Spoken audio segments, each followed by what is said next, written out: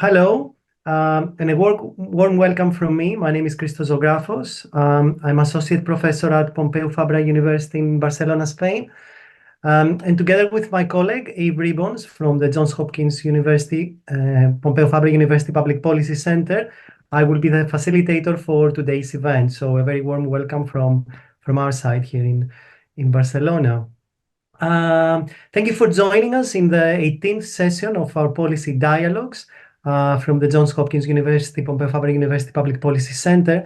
This is a series that we have of interdisciplinary seminars on the most pressing issues in today's societies, with an emphasis on policy proposals and social change.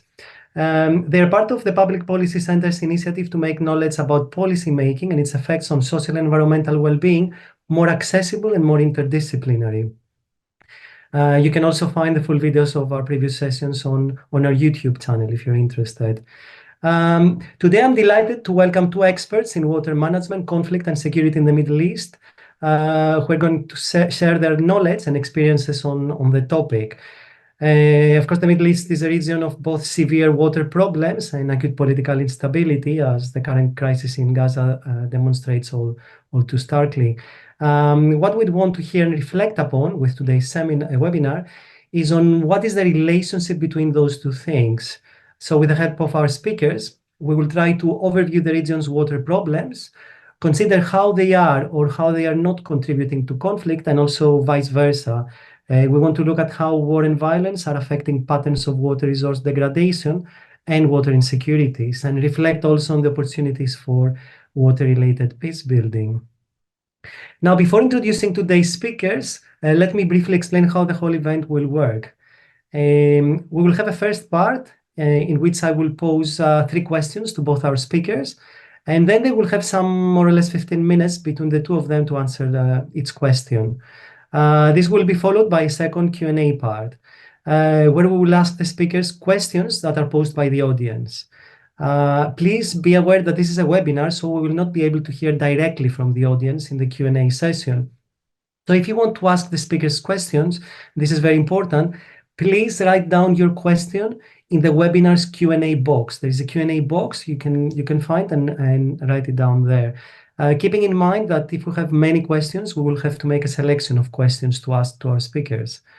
There is no need for you to wait until the speakers finish before you write your question. You can do that during their presentations.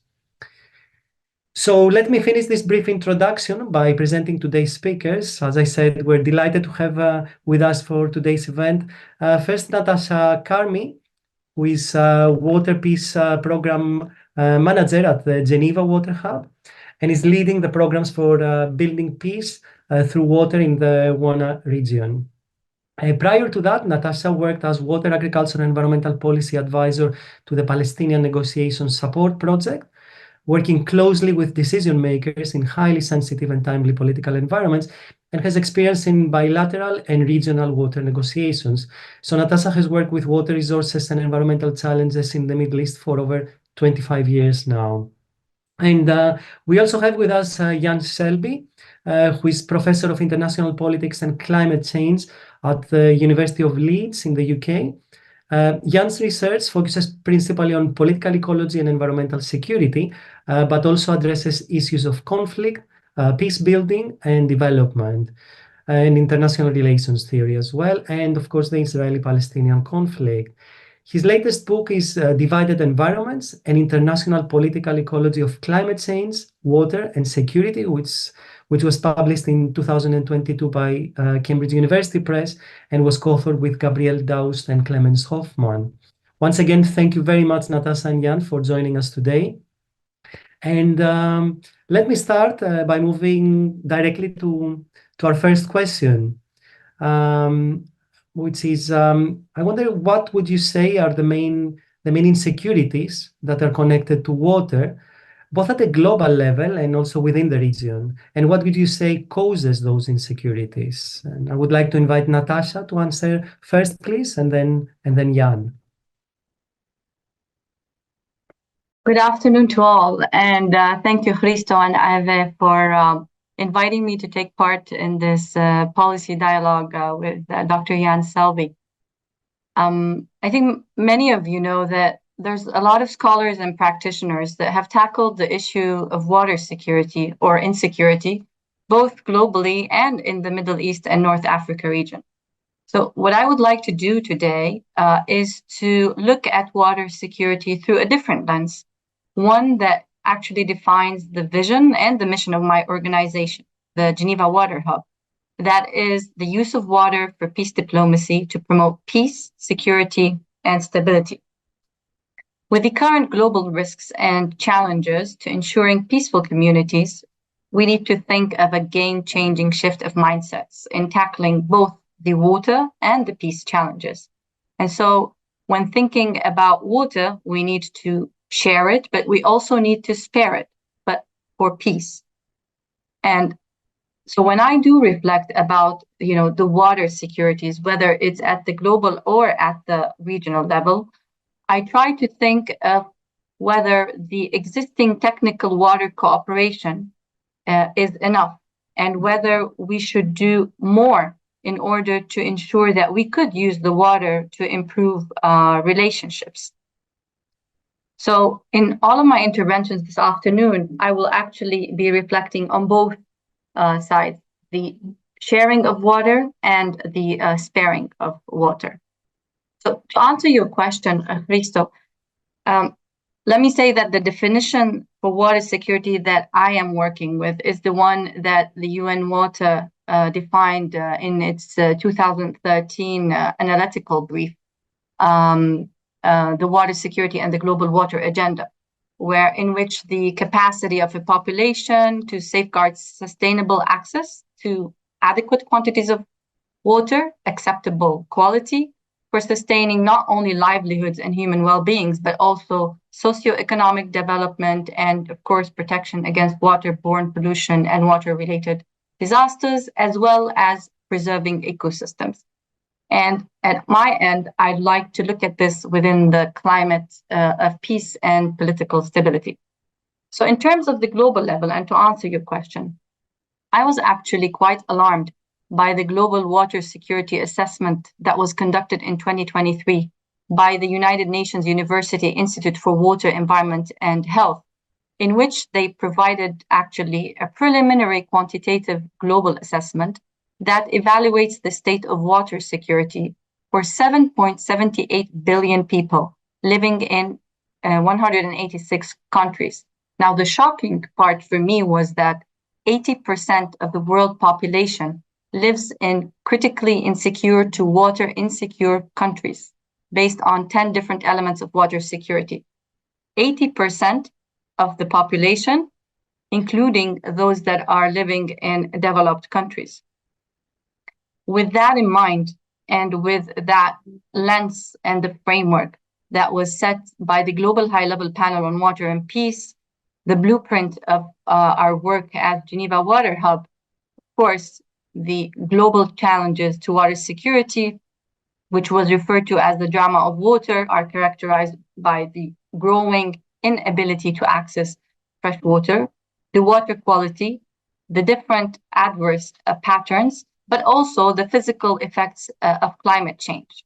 And while I do agree with all of these, global challenges that are aggravating water insecurity, whether they are physical or man-made water insecurities, I'd like to highlight what I consider to be the main two causes. The first is the fact that we are not addressing the politics in water peace building at the global level.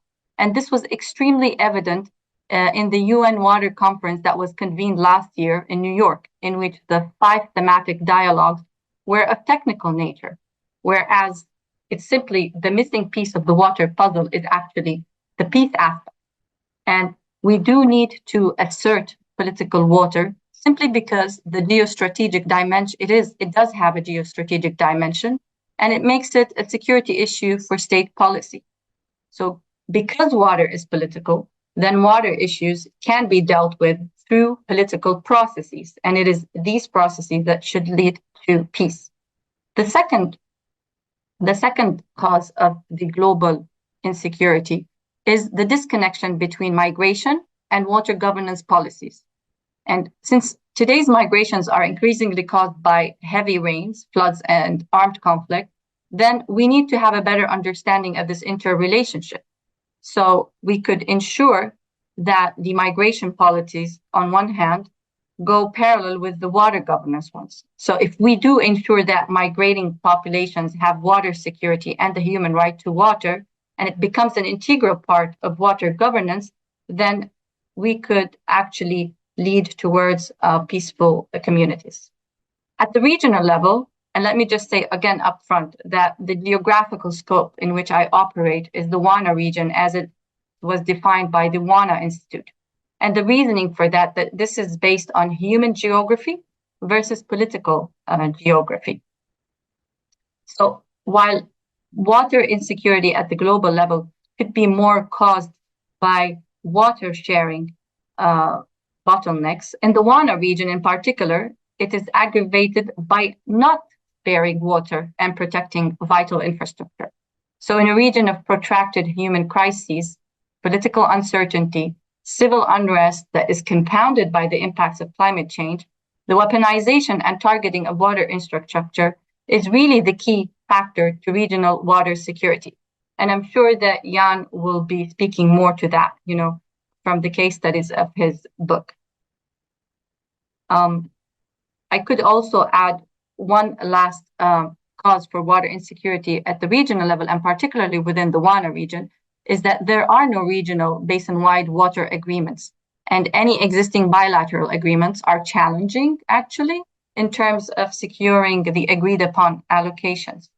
And the use of desalination and reuse of treated wastewater, which is promoted as national water efficiency programs, cannot be translated into water security.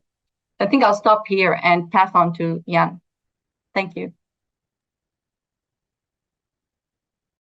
Great. So thank you ever so much, Natasha. And I should also say thanks to Christos and the Policy Dialogue team. It's great to be able to join this event and to be able to join Natasha on this webinar as well. So what I want to say in answer to this question, I mean, it very much parallels what Natasha was just saying, but perhaps with some slight differences of emphasis.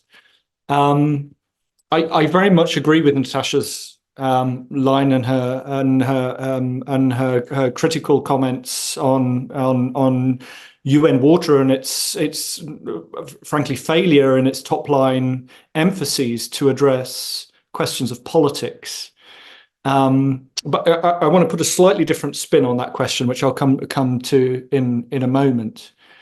I think what I want to say to start with, or the take that I would have on the question of water insecurity, can probably be easiest illustrated by drawing a parallel to food and to the question of food insecurity. In thinking about food insecurity, I always think it's useful to turn to the Indian economist Amartya Sen, who famously wrote very powerfully on the causes of starvation, malnutrition, and food insecurity. And Sen famously said of starvation, though I think we can generalize this to food insecurity more broadly, is that starvation, food insecurity, is not about there not being enough food to eat. Then it's not about there not being enough food to eat, but about some people not having enough food to eat. Not a matter of there not being enough food, but of certain people and certain groups not having enough food. I think this applies, as I say, to food insecurity more broadly. Food insecurity may have very little to do with the overall amount of food that is produced. As we well know, we live in a world of many forms of food insecurity within the context of overall food production, which has never been higher. So water, in my view, is the same.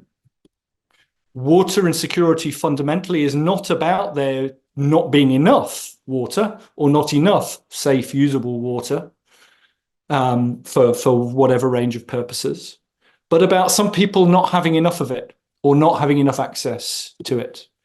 In other words, the question of water insecurity, from my perspective, is fundamentally political. And what's the significance of that?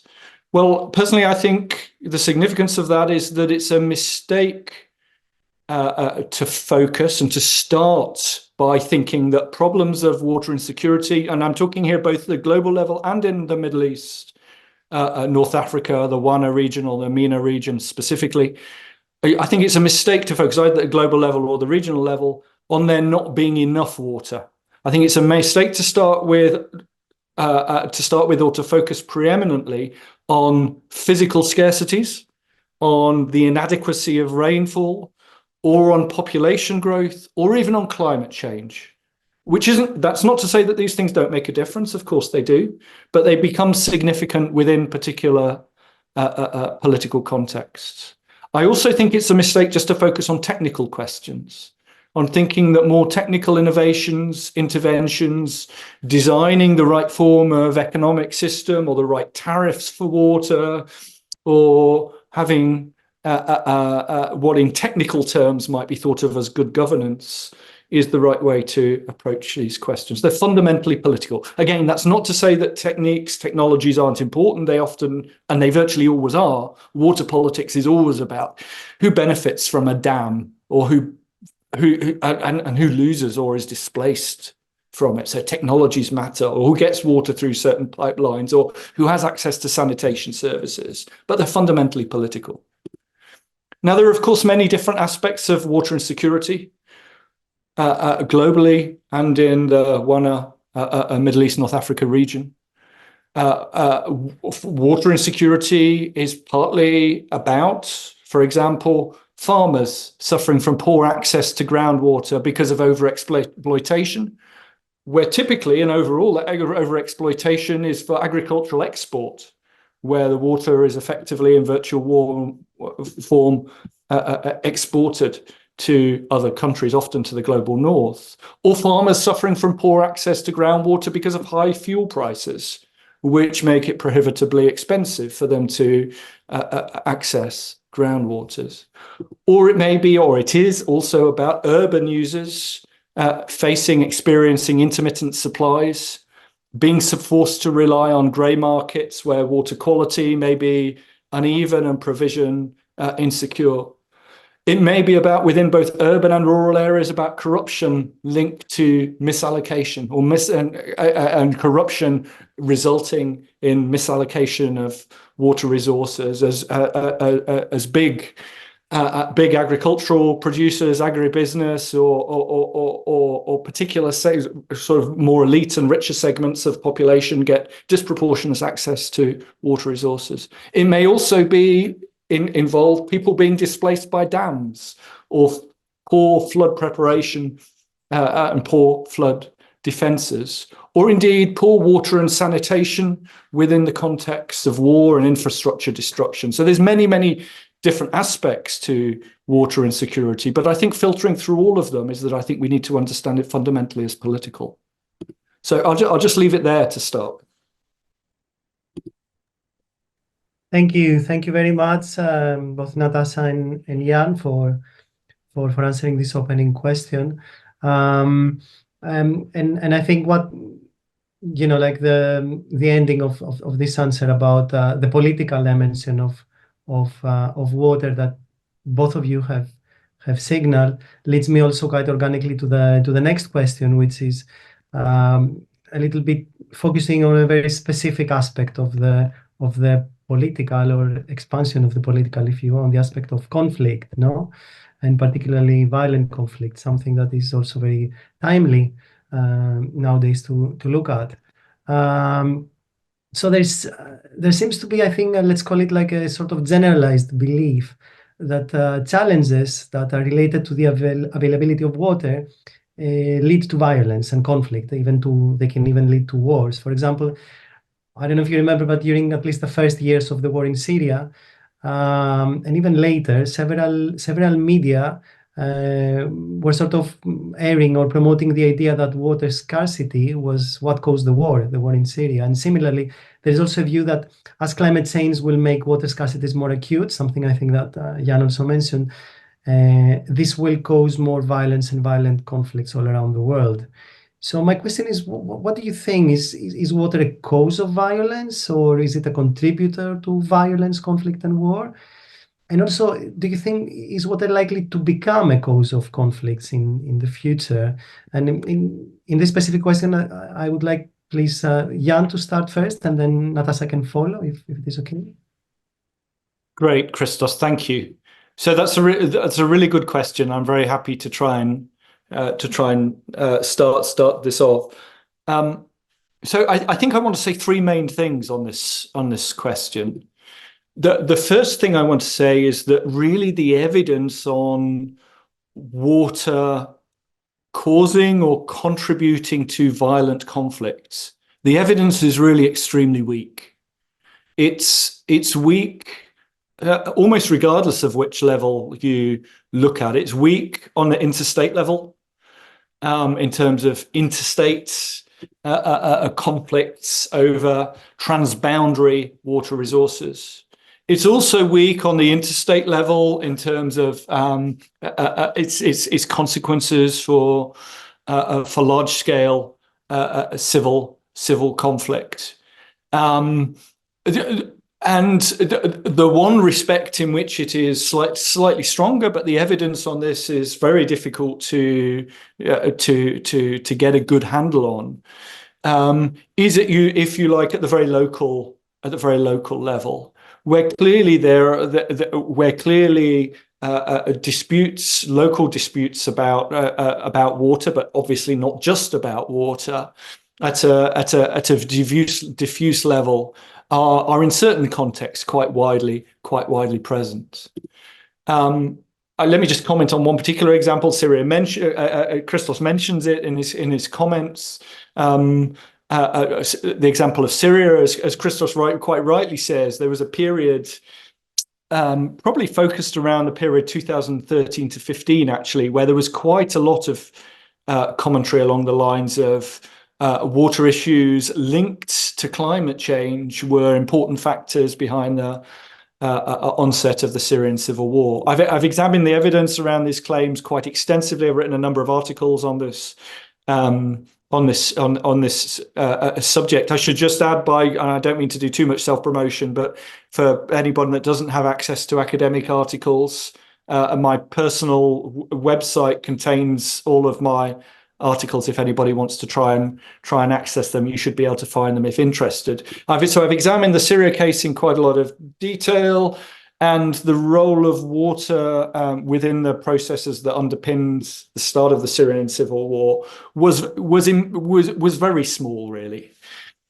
Which is not to say there weren't serious water problems in Syria. There were. There was a water crisis in the northeast of Syria, in particular, predating the civil war, as part of a broader socio-ecological crisis in northeast Syria. And there was also a nationwide crisis of groundwater overexploitation. But those things had some effects. The water crisis in the northeast of Syria is clearly linked to some outmigration from the region in the pre-civil war region, which probably added in some sort of quite small ways to some of the overall socio-economic pressures that Syria was experiencing.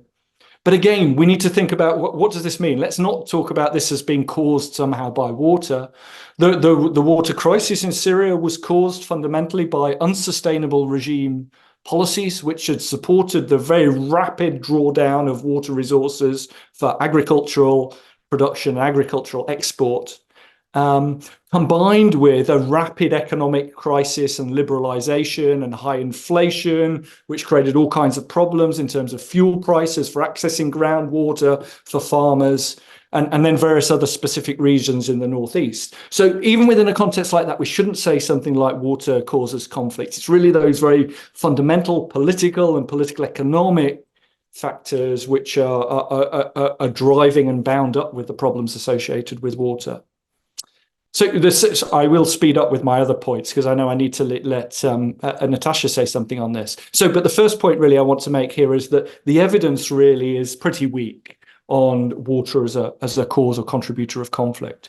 The second thing I want to say is that there's some more structural reasons for this. And I think these structural reasons are important because to me, they indicate that this isn't an accident and it's not just for now, but it's something that's likely to continue.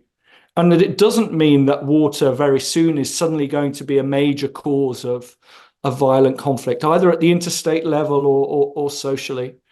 And the central one is that as important as water, of course, is biologically, water isn't, in some ways, it isn't that economically and politically important, or not as economically and politically important as is often claimed to be. It's not an important basis of state or elite power, and it's becoming less so. Water, the vast majority of water is used for agricultural production.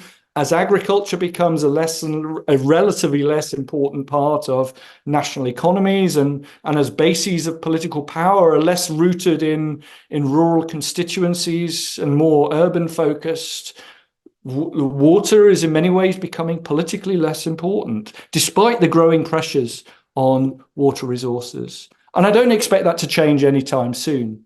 I think that just as we shouldn't imagine that, to link back to what I said on SEN, we shouldn't imagine that malnutrition causes interstate conflict. There's very little evidence linking those two. No, so we shouldn't imagine that water insecurities are doing so either. And then the third thing I want to say is that, of course, the reverse causality is a very different matter altogether.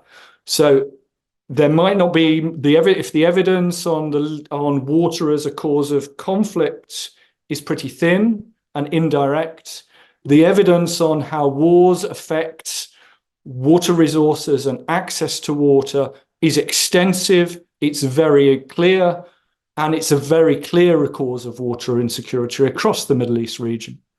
So if one looks at Lebanon, at Iraq, at Syria, at Sudan, at Libya, at Yemen, of course, at Palestine, one sees a pattern of impacts and often recurrent impacts of war and conflict with long-term, both immediate and long-term consequences.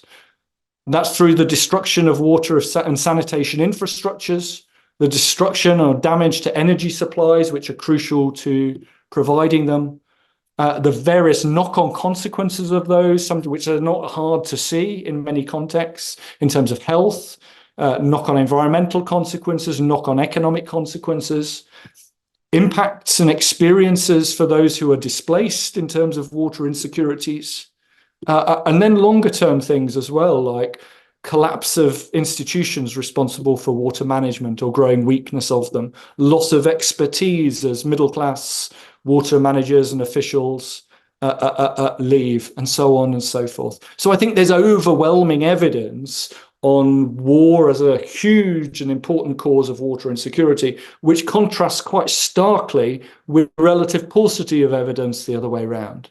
And I'll just leave it there. Thank you. Thank you, Jan. I may want to get back a little bit more on that after Natasha answers the question, please. I think I'll pick up where Jan ended. And I'll look at the other side of the coin. And I think, fully in agreement with Jan, that the evidence on water causing, violence or conflicts is relatively weak. So in my work and, in my organization, we are really trying to look at the other side of the coin and to try to see how we could use water, as a bridging factor, whether it is in the prevention of conflict or whether it's in the resolution of existing conflicts.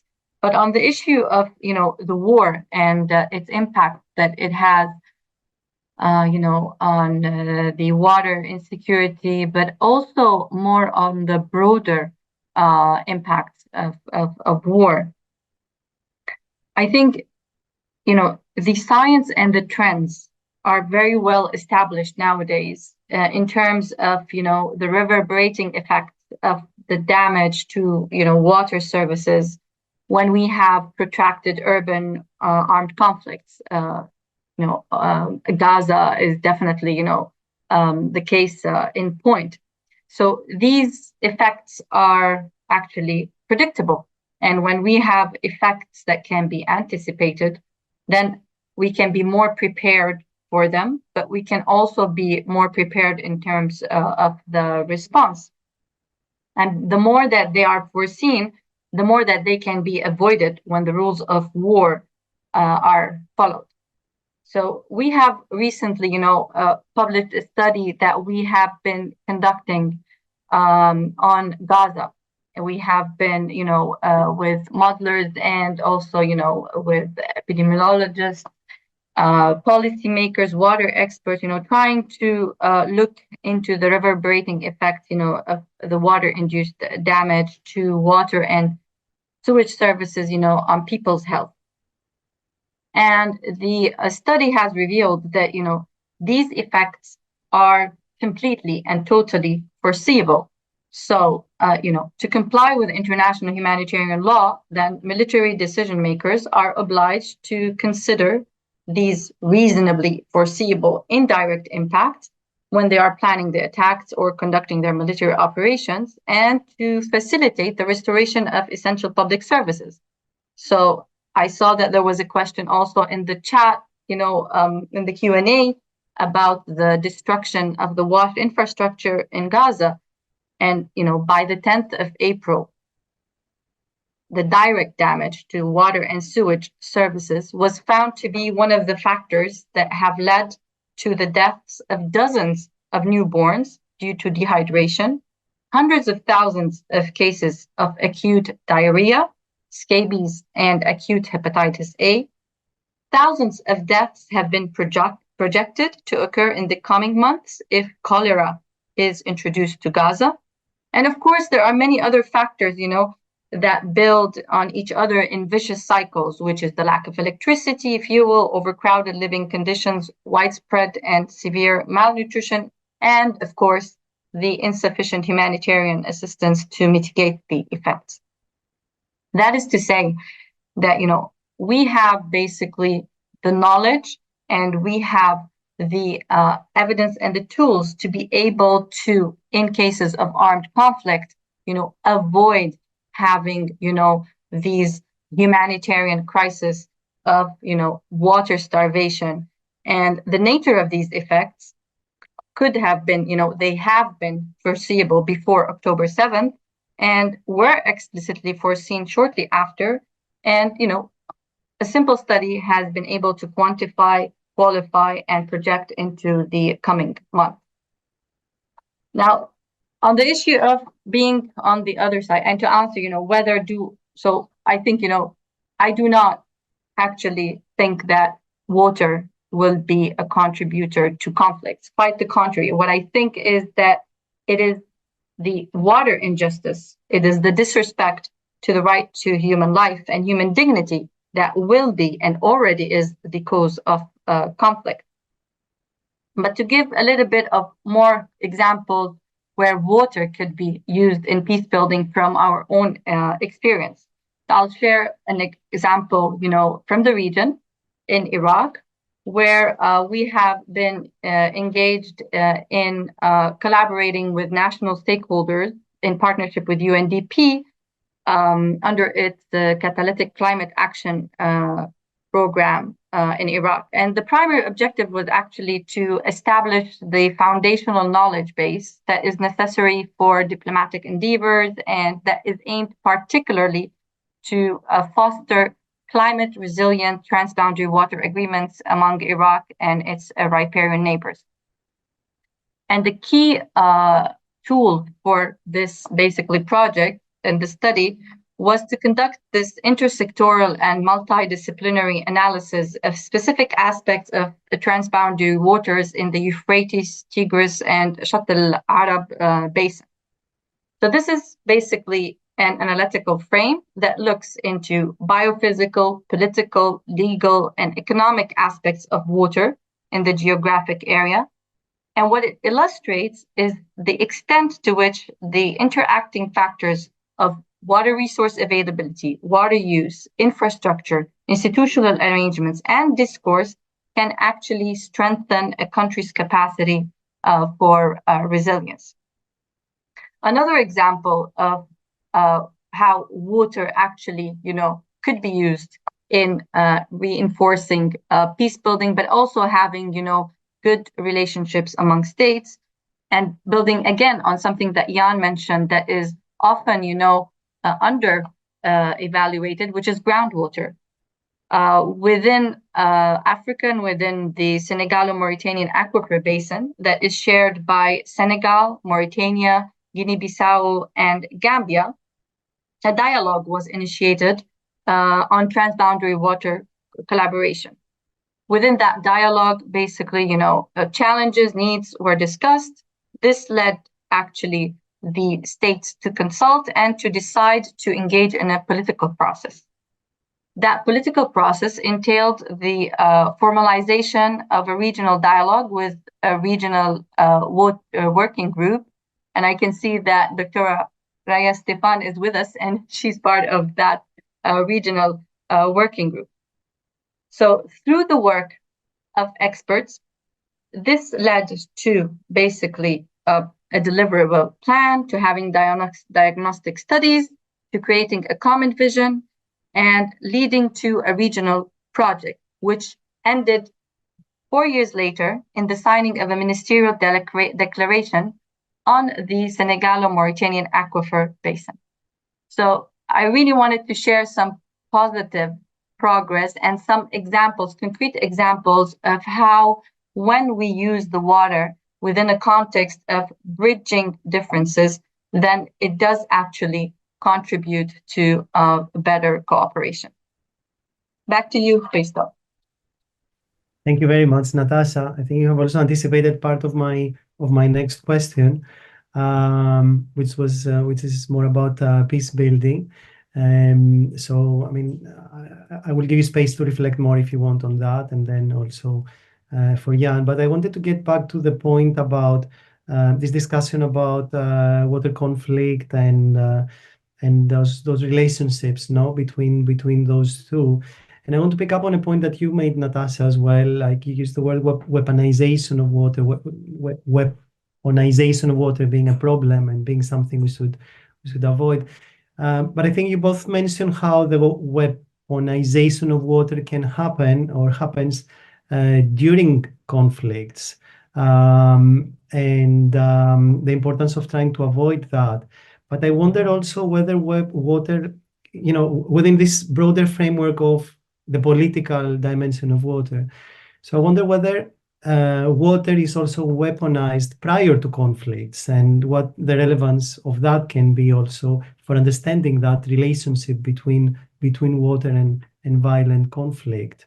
I don't know what you guys think, and who wants to begin first?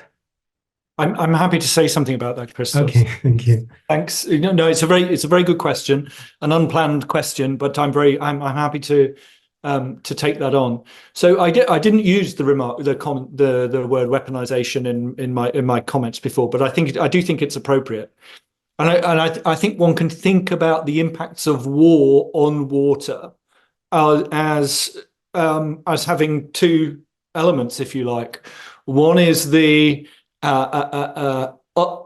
unintentional or unintentional, to some extent, accidental is the wrong word, not directly intentional consequences and repercussions of war, of fighting.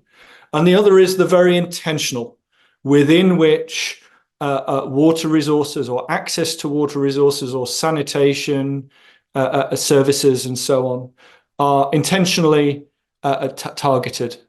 I mean, I think you can differentiate between the two sort of a very schematic level. In practice, it's often it's difficult to see exactly where the boundaries lie between the two. But clearly the weaponization is a key element of the way in which war has impacts on water insecurity. And it's very clear to me from looking across a range of cases, and the range of cases which are considered in my book, for instance, that there's a very clear pattern of weaponization of of weaponization of water is the wrong phrase. Weaponized attacks on access to water resources is the broader thing, or access to safe water is the broader thing. In order to make life unlivable for the other side, or in order to achieve particular tactical or strategic objectives. And the record of what, frankly, are war crimes, which, of course, the targeting of access to water resources for civilian purposes, it clearly is, cuts across all of the cases that we look at in our book, and clearly applies in the case of Gaza over the last 6-7 months. On the slightly broader question that Christos asked about whether weaponization can also apply prior to the onset of war within a broader conflict context. Yes, well, I think it can. It can within the context where one has a state which is not acting on behalf of its whole population, but trying to favor particular elements of it, or has particular ideological objectives that it wants to pursue in relation to the development of certain regions or the settlement of certain regions by a particular population, or to the development of agriculture in a particular area, which leads to the displacement or changes land use and changing populations as a result. And I think we can speak of water being weaponized in that sense in those contexts. In the book, we discuss this in relation to Syria, pre-civil war Syria, where I think we can think of water as being weaponized in that way by the Assad regime.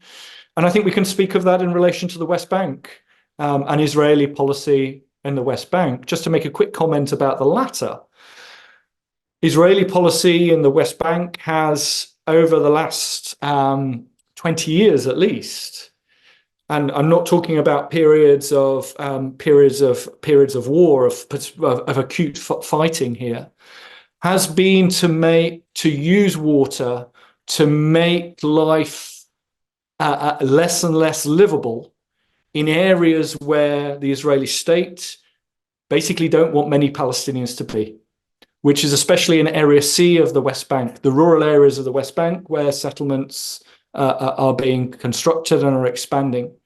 Water isn't important as an end in itself for the Israeli state.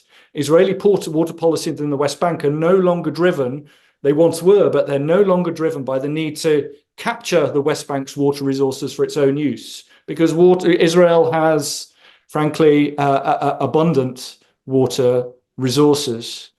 Israeli water policies in the West Bank are more, especially in relation to Area C, are more driven by an attempt to limit Palestinian infrastructure development and therefore limit Palestinian agriculture in Area C of the West Bank, to make sure that the population there is as limited as possible. And in that sense, in contexts like that, yes, water is being used as a weapon rather than just as an end in itself. Natasha, is there something you would like to add, or? Well, I think Jan has said it all. I'm just trying to think, of a different context, and I do agree that the weaponization is not limited just to the targeting of infrastructure, and it is not when an armed conflict actually starts. I mean, if we go further out of the Levant and the Middle East context, and we go into the Sahel, and there basically, even though you would argue that there isn't an acute armed conflict, but then you have all of the water access points that are continuously being attacked. So I do think that it depends on maybe as Jan said, it's the terminology. So how do you quantify is it just the targeting of infrastructure, or is it all of these coercive measures that actually prevent access to water. I think, that's just the point that I wanted to add. Thank you, Natasha. I would like now to pass to our third question before we open up for the questions from the audience. For the last question, the idea, the plan was to let's look at what can be done, and I think this also reflects some of the questions already posed by the participants, by the audience. Perhaps not exactly, but the main idea, the main thrust here is what can be done. In particular, and given your expertise and experience with the issue, how do you think can peace building and cooperation over water be pursued, or what else could be done?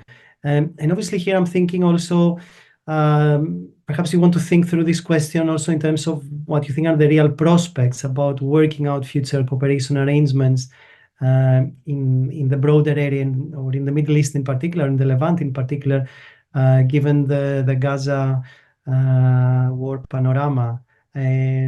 Meaning, we're already in a situation in which any prospects for peace building seem to be very challenging, no? So what do you think are those prospects and the way ahead? In this one, I was going to start with Natasha, if it is okay, and then we can continue with Jan. In spite of the, the gloomy picture that we have, but I think that a lot can be done. Of course, some of these, interventions would require political will. But let me try, to unpack them a little bit. Let me start, for example, with legal frameworks. And, I do understand that for some, especially with what is happening in Gaza, there is this reluctance, to use existing legal frameworks, given the inconsistency in geopolitics and, the double standard in terms of accountability. But, the fact is that the existing international instruments that we have for water cooperation and for the protection of water resources, they must be used in a better way.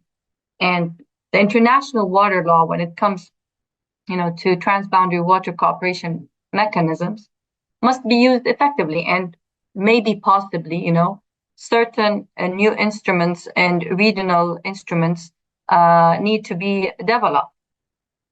I think, like you, Christo, I was thinking, with all that is happening, I was debating, would water have been, so easily weaponized had there been in place regional agreements that were based on principles of international water law, particularly, in the case of Gaza and in the Levant, because we have seen, that among states, when we had, a regional agreement, even in times of conflict, the water was spared. If we look again, within the Jordan River Basin, for example, we have 4 out of the 5 riparian countries that are signatories, to the United Nations Water Courses Convention of 1997. Yet, within that same basin, we only have bilateral agreements.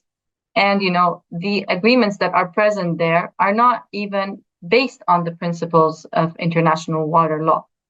The same, for the Tigris and the Euphrates Basin. Iraq has been a signatory to the UNWC 1997, and it has recently acceded to the UNEC 1992 Water Convention. So I think there is room, basically, to be able, to improve things.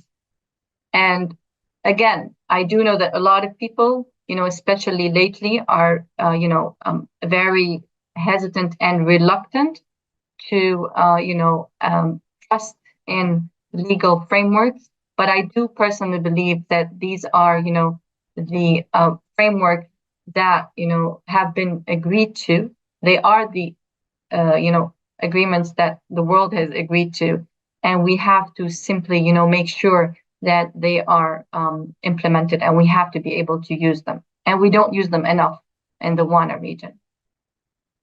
In case of armed conflict, definitely water resources and water infrastructure require protection.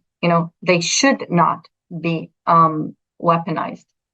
My colleagues, at the International Water Law Platform at the University of Geneva, and I'm glad that, one of them, Professor Dr. Tadesse, is here with us.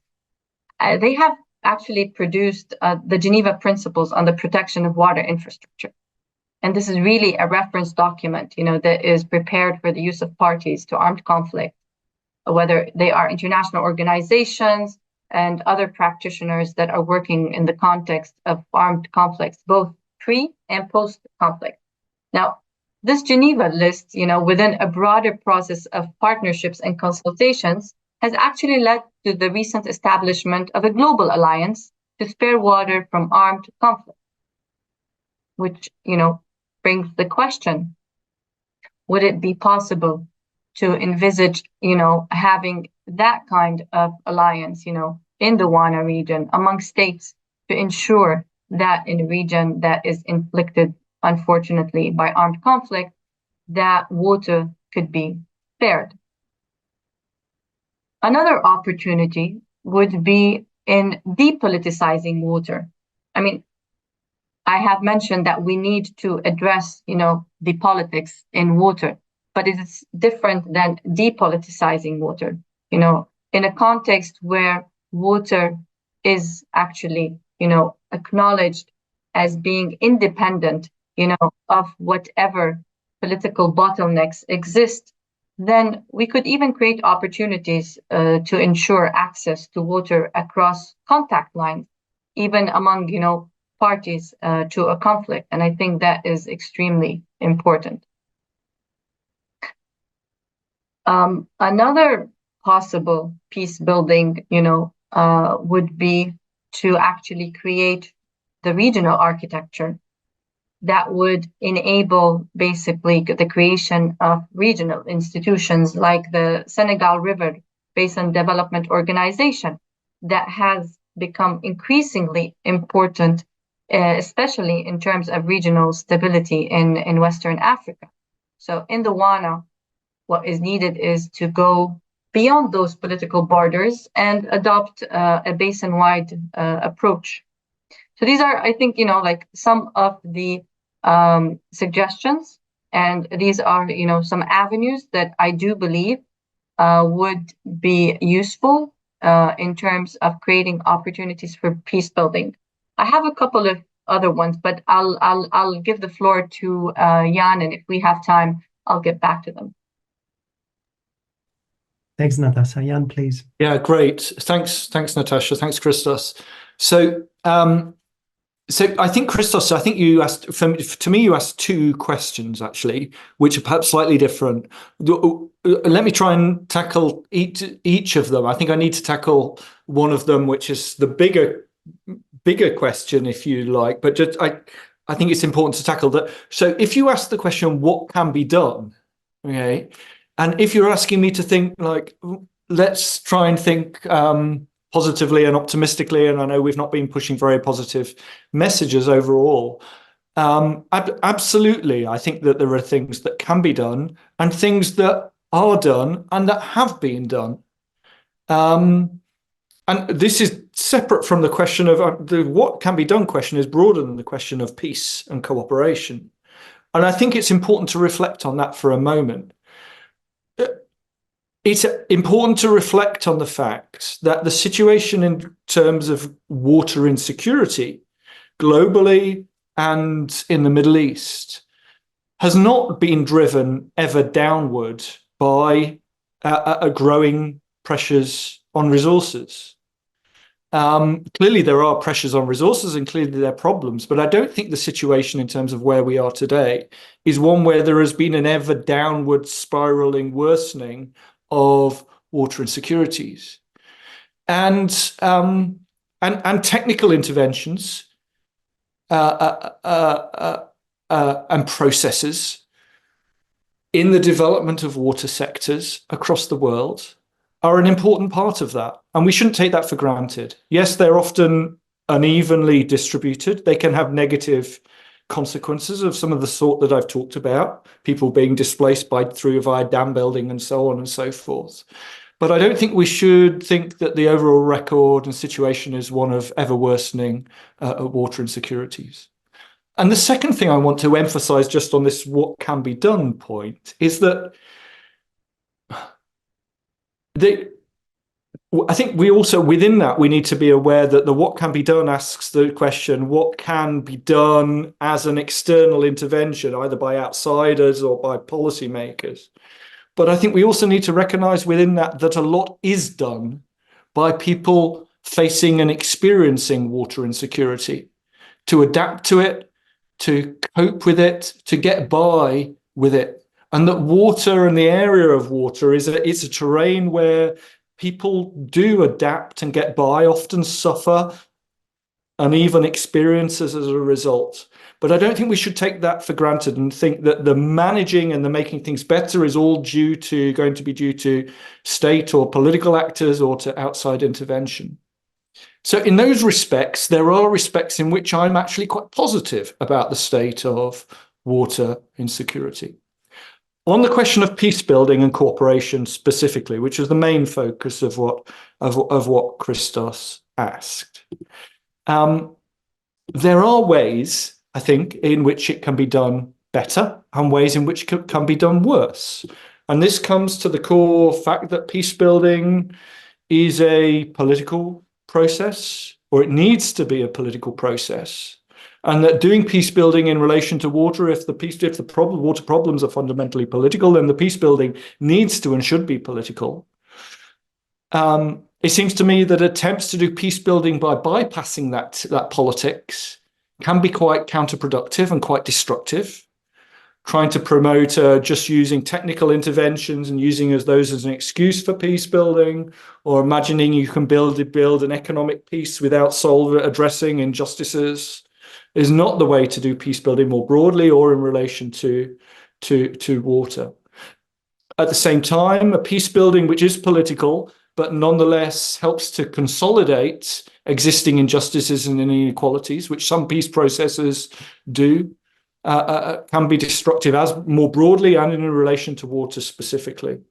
And again, and to come back to an example I've already talked about, the West Bank, we saw that very clearly in the West Bank, even during the high period of the Israeli-Palestinian peace process, where a form of water cooperation was developed, which simply enshrined and consolidated Israeli control over shared water resources and West Bank water systems. But it doesn't have to be that way.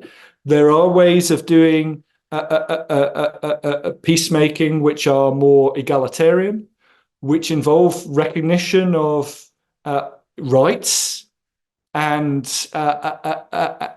which involve that peacemaking and peace building in relation to water on the basis of recognition of rights and equalities.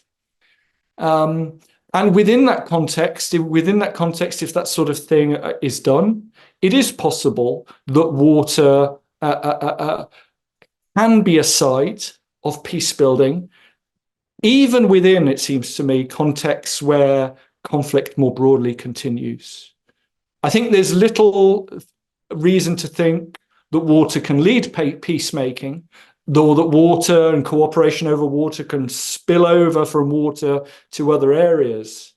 But the aim of searching for islands of cooperation in relation to water within the context of broader conflict contexts is possible. There is evidence that happened, for instance, in Cyprus, the cooperation over Nicosia's wastewater system, slightly out or on the edge of the region that we're looking at. Again, on the edge of the region or beyond the region that we're looking at, the Indus Waters Agreement is on a different scale, a water agreement which effectively establishes sort of island of cooperation within the broader context of partition of India and Pakistan, and where that water cooperation hasn't really spilled over to other areas, but nonetheless continued and been possible. I think one needs a realistic assessment of how and whether political contexts might prevent or obstruct water cooperation. But that doesn't mean that it's always impossible, and within certain contexts, it certainly is possible. Thank you. Thank you. Now, thank you both. Thank you both for answering my questions. I will now hand over to my colleague Eve to read out some questions from our participants, from the audience. Yes, please, Eve. Hi everyone, thank you. Thanks to both of you for the really interesting presentations. I also feel like you've covered quite a lot of some of the questions that have been asked throughout the session, which is brilliant. There's a lot of it's been covered really comprehensively. Thank you. So I'm just going to ask two questions to start with. The first one is from Peter Waswa, and I'm sorry if I pronounced your name wrong, saying, when water is looked at lenses of too much or too little, on many occasions, this has facilitated many transhuman conflicts. Youth migration, for example, in search for jobs, given the fact that many available jobs are directly or indirectly connected to water availability. In your submission, I think this is referring to Jan, in your submission, you said there's weak evidence of water-related conflicts, but in my view, if analysis is done at country levels, evidence will be significant.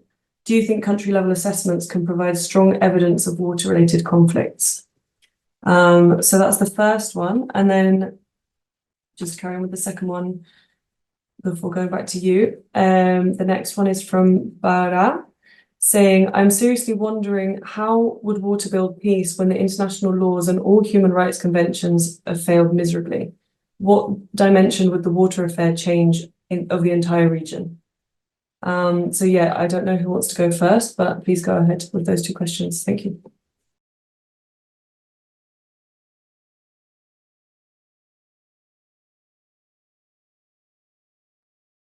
I'm tempted to say you should go first, Natasha, so I can have really time to think, but maybe that would be unfair.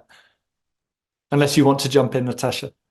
Well, I'm looking at the second one that Badra, has raised. In terms of the international, the failure of the international system, and I think that is something that we're all struggling with. I think that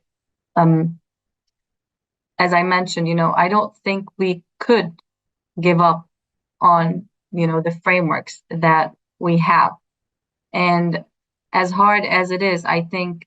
I do think, and there was also a question about, Gaza, and that it's an example of water cooperation has existed, and probably Jan, can speak to that more in depth because he has worked extensively on that. But what existed, pre-October 7th, and even before that, was definitely not a form of water cooperation. I mean, we could not really define what existed as water cooperation. There was a water allocation agreement, and it was basically skewed. So it would be incorrect to say that water cooperation had existed. It was basically just an agreement. And that is why I'm tempted to say that, again, looking at the example of, the Senegal River Basin Organization, looking into all of the challenges that, Western Africa has gone through, and how having, these agreements and having these regional organizations and having these principles that even at times of conflict, of war, have necessitated, that the access to water continues. Back to you, Jan. Thanks, Natasha, for going first with that. Let me carry on with on the same question, and then come to the question about transhumance. and internal conflicts. So Barra, your question, the form in which you ask it, you ask, I'm wondering how water would build peace. And I share the same wonder, and I think you're right to be skeptical of that. The idea that water cooperation can build peace, that cooperation, peace building around water affairs can change the entire region, that seems to me to be a deeply misplaced idea. It's an idea that I would, as an international relations academic, call an example of liberal functionalism, okay, or neo-functionalism. It's an idea which is often associated or has its origins in one type of early interpretation of European political development, the origins of the European Union. And the basic idea was there that you start with cooperation on relatively unimportant and low politics issues, on quite technical issues, and then that cooperation on quite technical issues can spill over to more and more important issues, which, according to that liberal functionalist narrative, is how we get to have a European Union. Now, that's wrong of the European Union. That's not how the European Union started. The European Union started not with some relatively small technical issues, but with the creation of the European Coal and Steel Community, which was around strategic industries and political and economic agreement between the German and French states and their elites to develop cooperation around strategic industries within the context of the Cold War. So it's wrong about the European Union, and it's wrong more broadly. So sometimes people say, oh, water can be a bit like the European Coal and Steel Community in the Middle East, and you can have water lead peace building. It's a fundamentally erroneous idea which thinks that water is, which involves misunderstanding how the dynamics of peace building work, but it also misunderstands water, and that water is not just a technical issue. So what I was saying when I was trying to say that it's possible to build islands of water cooperation is that peace building around water is possible within specific locales or across particular borders, cross-border between localities, or between states on specific issues or themes. And it is possible, and evidence shows from some of the context examples that I gave, that building such islands of cooperation is possible. But we shouldn't imagine that cooperation over water can lead peace building. And it's more often the case that the form of water cooperation or water peace building that you see reflects the overall political form of a peace process rather than the water issue itself. To come to the question about transhumance and country level water related conflicts. I mean, I think the point here is not completely wrong, and I indicated this to a degree when I said that there is stronger evidence in terms of diffuse water related conflicts at local levels. And I think this applies in the type of context that Peter's question refers to as well. There clearly is somewhat stronger evidence at that type of scale than at the interstate scale. However, I would want to qualify this in some very important ways. The main way in which I'd want to qualify it is that often, even within such contexts, conflicts that might look to be water-related conflicts raises the question. I mean, water-related conflicts is a good term because it indicates they're not just about water. They're related to a host of issues. And in my view, those water issues typically become important within particular contexts and about particular things.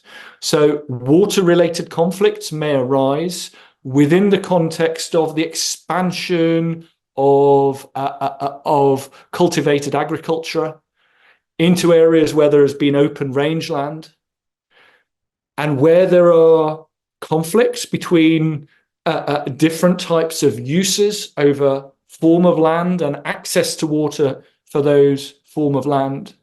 where as a result of the expansion of cultivated agriculture, land is demarcated, closed off, commodified, access for people moving livestock may be disrupted, access to water sites may be disrupted, the price and cost of land changes, the whole, what I would call the political ecology of land and water changes. Now, you may call those contexts like that, and I think one absolutely sees contexts like that and do dynamics like that across the Sahel. And indeed ones where technological change, for instance, the development of new means of or cheaper means of accessing water resources through groundwater changes forms of agriculture and change the dynamics of land control and access to land. You may call those water related conflicts. Water is typically one aspect which becomes important in relation to other changes, not just and not mainly changes in the distribution or access or availability or total amount of water available.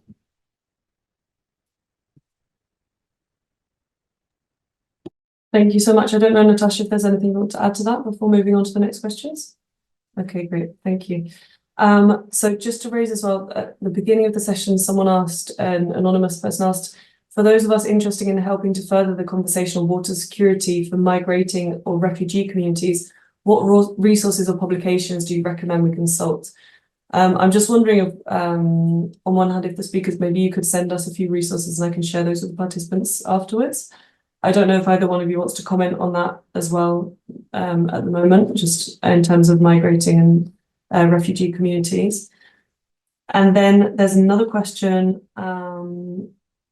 from Stefan Doring saying, thanks for the analysis, it's very interesting. What are concrete policies or policy changes that would help ease the access of water for all at A, the global level, for example, UN agencies, and B, for national actors? I think you've touched on quite a lot on the global level, so I'm just wondering if you want to focus a bit on the national actors, just go a bit more into depth in policy changes that national actors can take.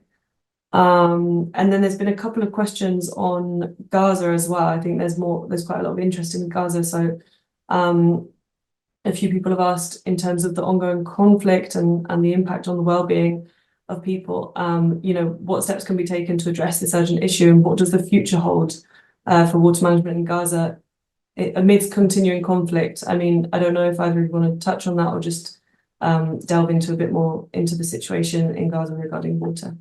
That'd be great. Thank you.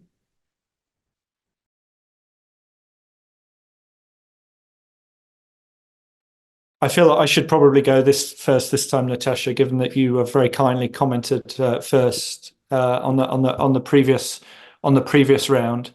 On the question of particular resources publications, yes, let's follow up with that later. I'm happy to do that. On concrete policies or action, Stephen During's question. Thanks very much for the question. I mean, I'll say two things. One thing I will say at the global level, and then I'll give a national example. At the global level, I simply want to emphasize, and this follows very much from some of the comments that both Natasha and I made.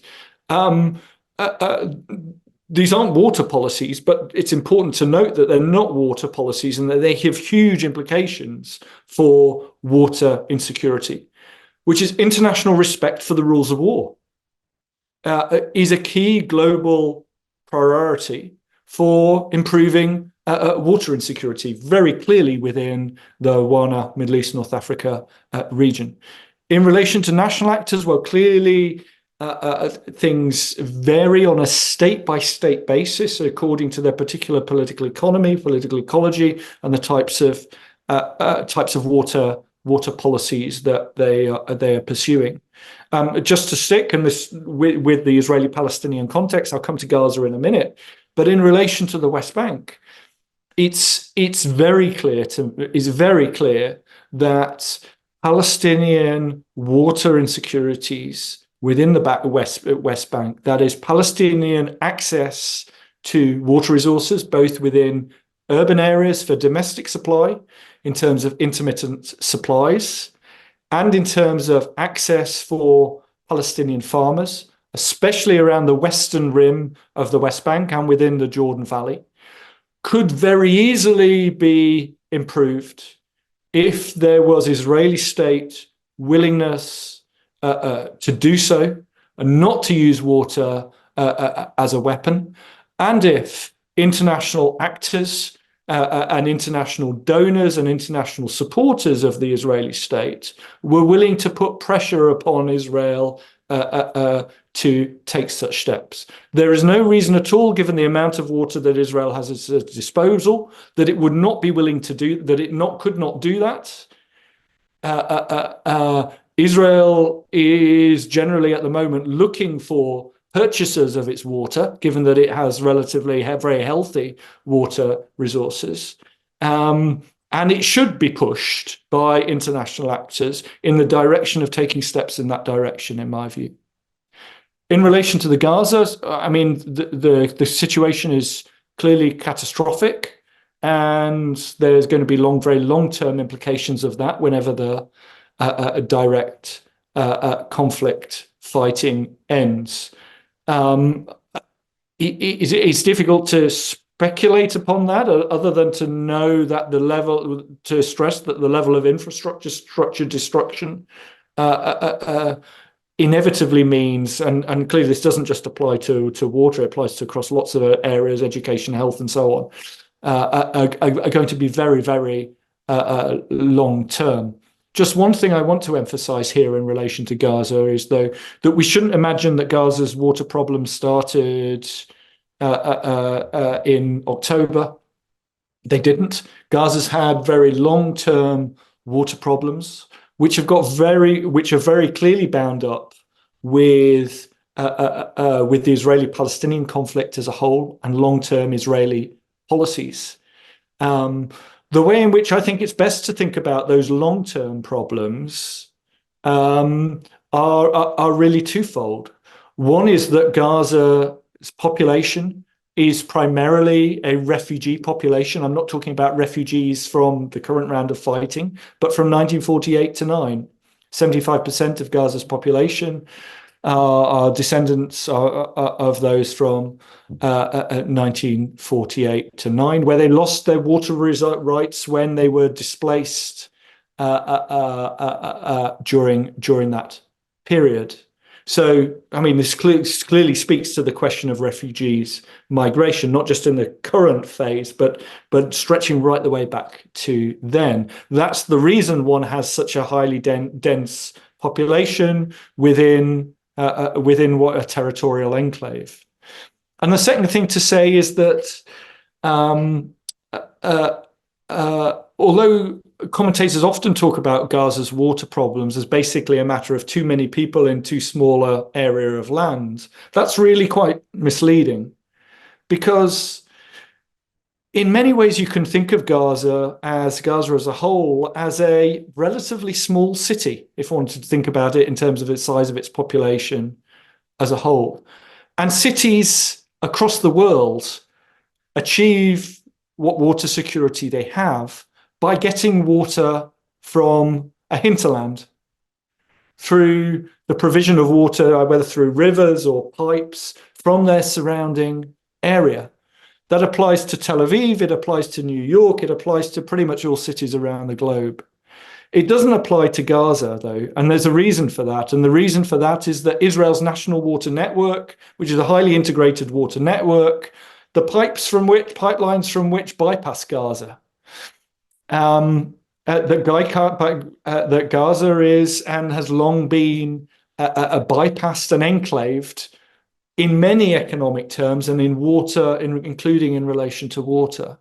So I think that long-term context of understanding there's been a long-term context to Gaza's water problems, that bypassing has meant that Palestinians have had to resort to the overexploitation of Gaza's quite limited internal water resources but pretty much any other city in the world. If Manhattan had to rely upon its internal water resources, there'd be a water crisis there. So we need to think about the Gaza's water crisis, I think, in those long-term terms, as well as a result of the current military situation and humanitarian crisis.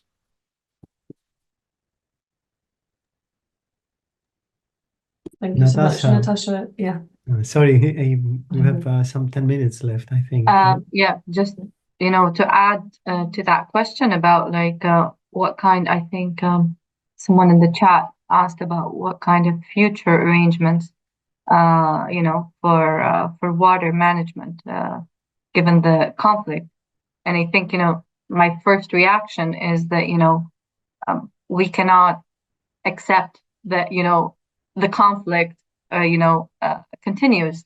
I think, primarily, it is basically a call for a ceasefire. It's a call for basically, the implementation of the UN resolution.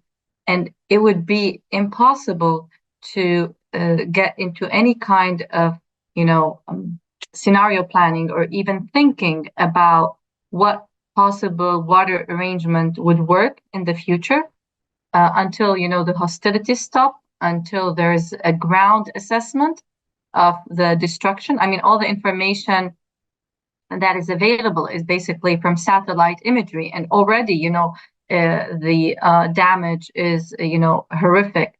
But I think, there would need to be a ceasefire, a cessation of hostilities, access on the ground, a ground assessment to be able actually to see how much was the damage, how much population is staying, and what is doable. And then, Jan mentioned, where is the flow of people?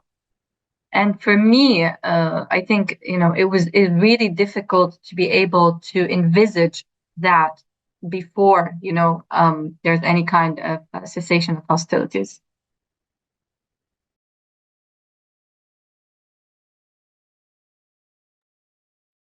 Thank you so much. So I know we have to end on time today. Just going to make sure we don't go over, but as we've still got about 8 minutes, there's just one last question for you, Jan, from Benem Andik. So I'm just wondering if you could do a quick response to this. So thanks for the interesting presentation by both of the presenters. I want to ask Jan regarding the Syria conflict and the role of Turkey's policy regarding detaining water in more than 50 dams on the Euphrates River. How do you think about the water blockage by Turkey and its effects on intensifying the conflict in Syria? Is it an envision of a weaponizing water, or water being weaponized? Thank you. Okay, thanks, Aven. Thanks, Benna. So it's an interesting question. I think there clearly have been periods where that is applied, and there is and I know there are suggestions in the literature that that's certainly applied in some of the periods when there of drought periods prior to the civil war. Actually, I think that the evidence that I've looked at suggests that the clearer and the bigger issue, and the one which has been more consequential for northeast Syria, is not dam building, is not the dam building by Turkey and its consequences for Syria.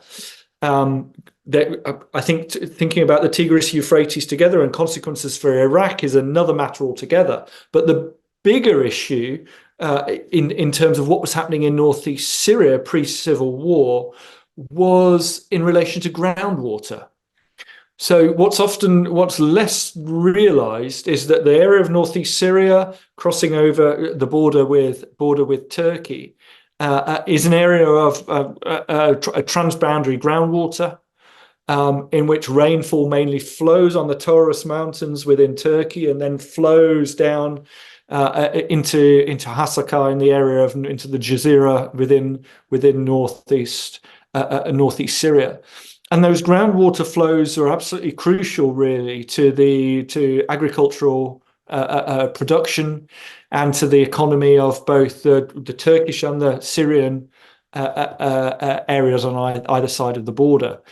Now, what's happened as part of Turkish water development, and as I say, it's something which is less often commented on, is big investment in agricultural production, where that agricultural production is in particular regions basically supported by groundwater development and subsidized or in some cases free electricity provision for groundwater development and over abstraction. And it's very clear that along the Syrian-Turkish border, along the area of where northeast Syria is, and you can see this pretty clearly if you just go on Google Earth or look at other satellite imagery, and also more historical evidence, that there has been very high level of irrigated water development on the Turkish side of the border.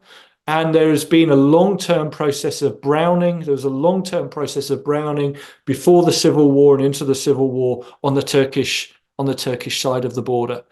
Now, was this a policy of weaponizing water? I think I'm not sure whether that was an element or not.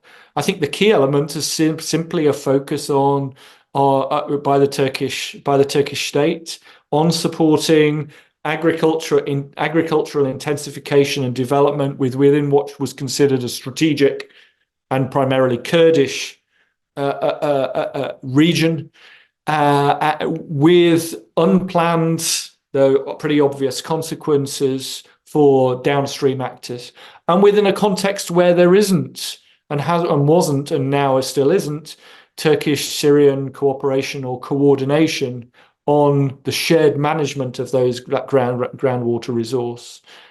So I think probably overall it's not so much a case of weaponizing water as of the sort of unplanned consequence within the context of an absence of cooperation and coordination and joint management. Thank you. Thank you, Jan. Natasha, is there something you want to add? We have a couple of minutes left, or if that's... No, I think on Syria, no. Okay, good, thank you. So I would like to draw this to a close then. I want to repeat our big thank you both to Natasha Carmi and to Jan Selby for joining us and sharing your knowledge and experience with us. And I would also like to thank the audience for joining us and for asking us questions. Okay, so thank you very much, and hope to see you in the next policy dialogues. Bye-bye. Thank you. And Thank you, for the Christos. audience. Thank you, Natasha. Thanks, everyone. And thanks, Save, for collaborating, for helping facilitate this, for co-facilitating this. Thank you. Thanks to all of you. Have a great evening.